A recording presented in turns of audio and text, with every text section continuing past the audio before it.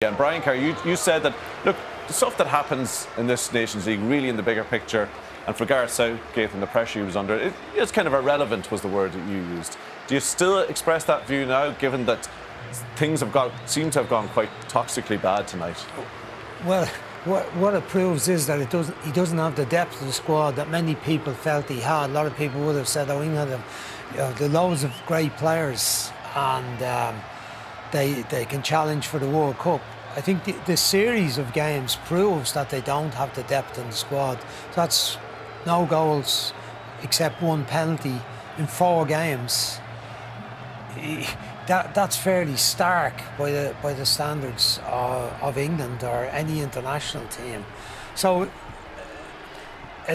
you couldn't say it's irrelevant. It was probably the wrong word I used. I didn't think it would go as badly as it did for them tonight.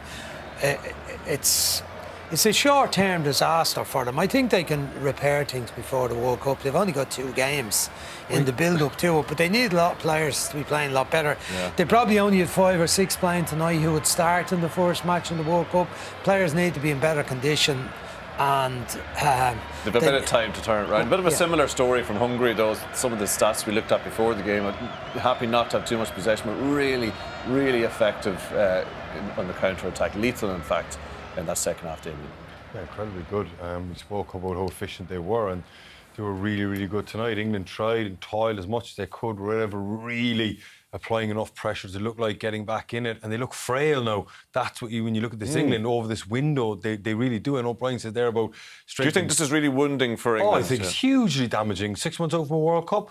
Brian said there that the strength and depth, but the starters weren't really getting it done either. There was fellas played in the earlier games, and England were pretty poor in the original Hungary game as well. So I think there's something gone amiss in that England setup, the way they've gone about it, where nobody seems to be playing well. Nobody seems to be able to put their hand up. Their system, for whatever reason, seems to have fallen apart, where they were rock solid, nick a goal, win games 1-0.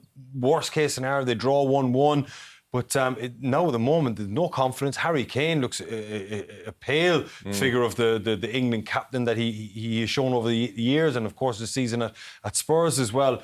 I think there's some major issues at England because as we said at the top of the show, once the press start digging, and they're really going to dig after this, things are going to get very, very complicated for them in the next few months. Yeah, the mighty Magyars, 1953, Hungary beat England 6-3 at Wembley and shook football back then. England actually lose a game at home. Well, this one mightn't have the seismic impact of that game, but it certainly will cause Gareth Southgate a few sticky headlines in the days and weeks to follow.